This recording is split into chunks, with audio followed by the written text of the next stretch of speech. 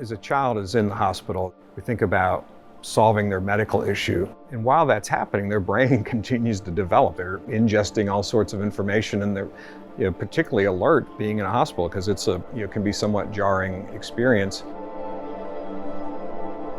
To be able to insert something that is interesting to a child, that piques their interest in a different way, allow the child to experience some more wonder, even in an enclosed environment, where you're in a building. Hopefully it lets them kind of forget the sophisticated things that are going on around them and just breathe, even if it's 10 minutes. That's a great 10 minutes.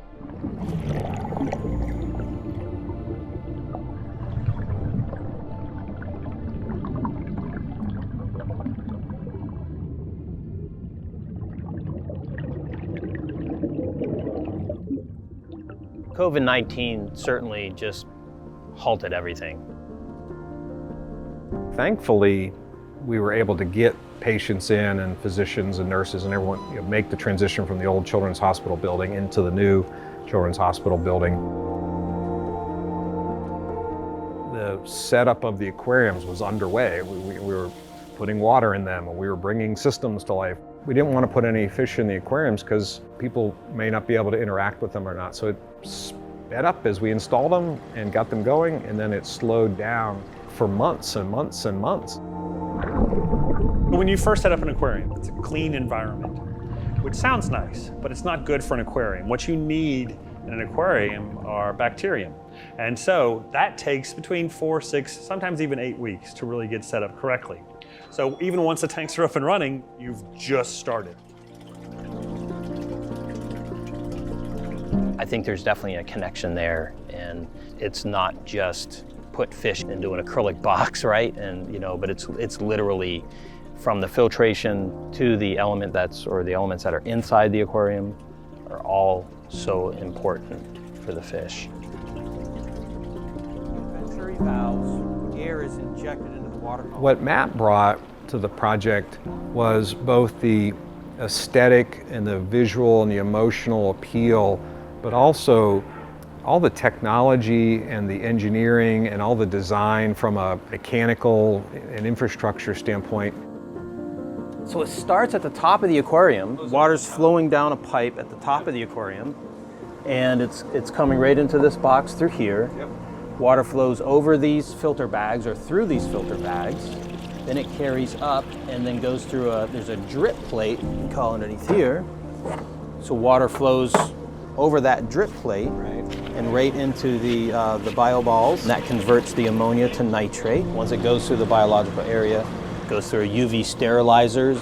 If there's any parasites that are in the water, as it flows across that light, it burns it and kills it. From there, we go through a chiller because we want to keep a constant temperature. It's good, healthy for the fish. There's not big swings in temperatures. And that's such a rare thing where you meet someone who has both sides, sort of both sides of the brain, the creative, the beauty, along with the really detailed technical knowledge and experience of implementing something, particularly a living system. I mean, these are living systems. They're ecosystems that are self-contained. So Matt had that whole concept and idea from years of experience that he just generously put into the project.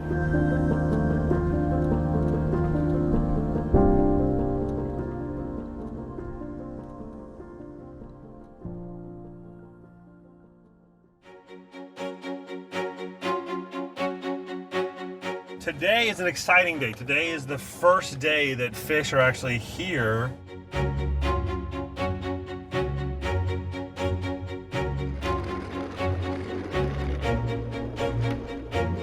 This is a peacock right here.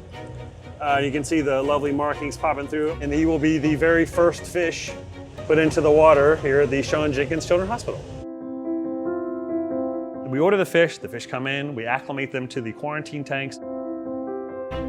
As you bring new species, new fish into the environment, you don't want to introduce them directly into the main aquariums because they might have some sort of infection or disease on them, so you put them in a quarantine. So one of the first things you want to address is you want the temperatures to be the same. So we let them float for a while. And then I'm going to check the parameters of this water, make sure everything is as it should be before I let them loose. This water inside these bags has a tint to it. It's a blue tint. So that is a chemical that they put to help keep the fish safe. A slight sedative to help them calm down. And the other part is, so what fish have is called a protective slime coating. And it's like a mucus coating that covers the fish, and that helps to prevent them from catching diseases. So when they are stressed, they will shed that slime coat, and then they'll start to grow a new one, which is exactly when the parasites can set in. So that's the other part of this blue liquid that they put in with the water. It helps preserve their slime coat. Before we put them into those display tanks, we want to watch them. Make sure they're eating well, make sure they've acclimated well, make sure they're healthy. They will stay in there 1 month before I move them to the display tanks. From an educational perspective, ongoing, if we had different species of fish in different environments, that I think will be really special. So we're going to have something from the Atlantic Ocean, 2 from the Pacific Ocean, and 1 from the Great Lakes of Africa, and African cichlids. These are some of the most gorgeous freshwater fish that exist on the planet. Bright, bright colors, very active, lots of personality. They're also very aggressive. So you have to be very careful about what pairings you put in there. African cichlids, they're freshwater. That's what I had as a kid. Very involved in those.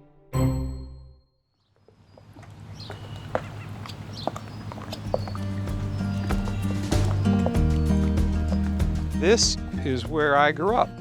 This is my hometown here in Ponce Inlet, Florida. We would go offshore, anywhere between 20 and 60 miles offshore, and there'd be 50, 60, 70 people on the boat, and we would cut the bait on the way out, get the rod and reels all set up, and then people start catching fish, we'd take the fish off. That was my first job. This is where I developed my love of aquariums and being around fish. I got into aquariums when I was 11, 12. That was a really big fish tank period of my life. I had lots of them. Truly part of his upbringing. You know, he had multiple aquariums in his bedroom, as he described to me when he was a young kid. And at one point, I had 11 aquariums in my bedroom. Good Lord. It was like, wow. It smelled like zoo in there or whatever. Man, you are really into this thing. I just imagine 2 or 3-year-old, 18-month-old learning to stand up and walk. One of the places I would go to procure fish or just hang out was the Daytona Cichlid Express. Today we are at the Daytona Aquarium, home of Cichlid Express, and little Shawnee, me when I was 11, 12 years old, used to come through that front door and spend hours in this place with Gary, the owner. And it's so cool that it's still here. They're still providing great fish to the community. And I feel just like a kid again when I come in here and I hear the pumps running and I look at the fish and the shimmer of the light. It's just like being a kid again. And I thought it'd be great to include this segment as we talk about the aquariums in the Children's Hospital.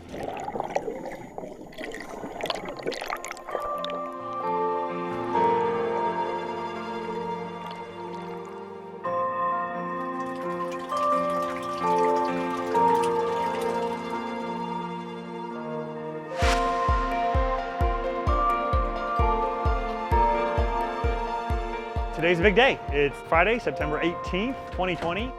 Our fish that have been down in the quarantine tanks are now ready to come to the display tanks. Remember, we quarantine the fish so that way there's no way we can introduce disease to those display tanks.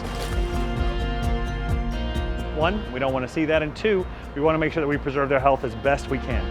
So on the 7th floor, we have 3 aquariums. 7B is a 400-gallon aquarium. It's massive.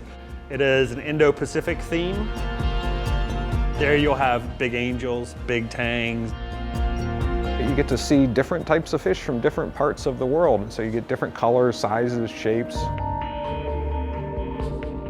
And then you head one over, and that's our themed aquarium. Tank that's kind of near the ground. It's real low in the wall, and it's horizontal. Might be based on a movie, might be based on a movie about fish, might be based on a cartoon movie about fish. We call that the Nemo tank because it's got clownfish.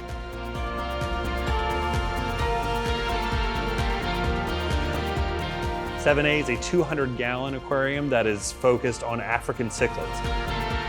It's the big, tall looking one. There are tree stumps in there with some rocks because you don't have coral in fresh water.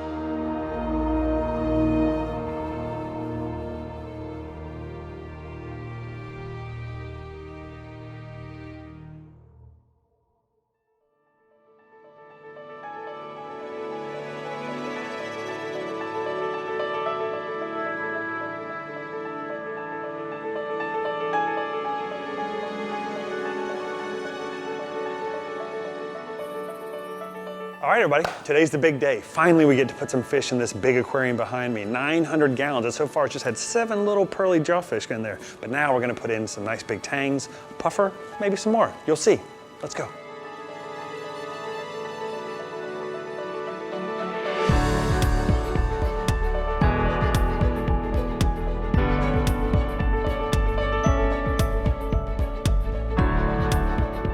It's 12 feet long.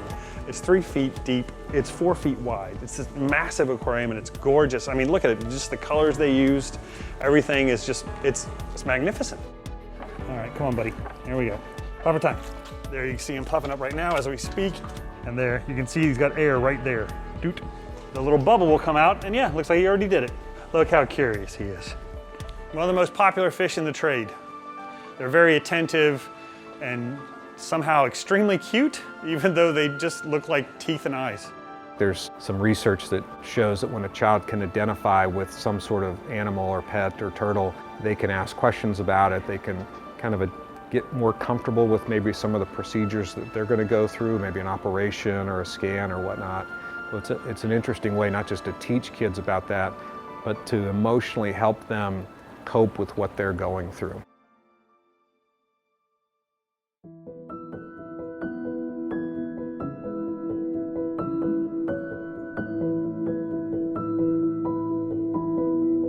So probably one of your favorite fish is up on the 7th floor. Do you remember which one it is? Nemo and Dory. Nemo and Dory, and what else? And Mrs. Puff. Mrs. Puff, the puffer fish. These things are so safe. They're so sassy. You see, they're moving. It's the 7th floor aquariums. One of the first few days, we walked down there every day, just about for a week straight, and we looked at the fish and just kind of sought any kind of peace or tranquility of some sort. It was, Stop that. you stop. I'm not a sandwich. You are a sandwich. Just any kind of Sounds comfort to or me. peace or anything we could find. I'm a sandwich. It definitely helped. And this aquariums are like these, I don't know, respite is an adult word, but it's the closest, like, it's an escape, it's a safe place.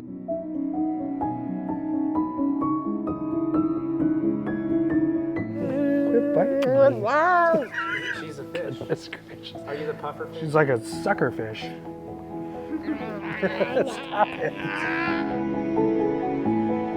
Hopefully these aquariums will help you forget where you are. Pushing the stresses of the day and the concerns to the back so that for a moment, for one blissful moment, You're immersed with them underwater. It's calming, it's soothing, something to make them happy.